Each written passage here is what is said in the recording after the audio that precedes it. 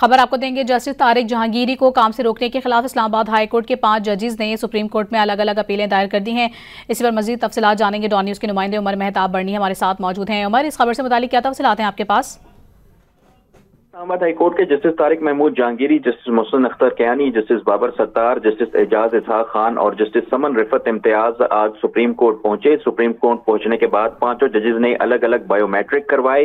Justice Tariq Mahmood Jahangiri ने काम से रोकने के खिलाफ दरख्वास्त दायर की, जबकि दीगर 4 जजेस ने अलग अलग दरख्वास्तें जो हैं वो दायर की। सुप्रीम कोर्ट रवानगी पर जस्टिस मोहसिन अख्तर कियानी ने सहाफियों के सवालात के जवाब देते हुए कहा कि हमारा हमेशा कानून और इंसाफ पर एतमाद रहा है।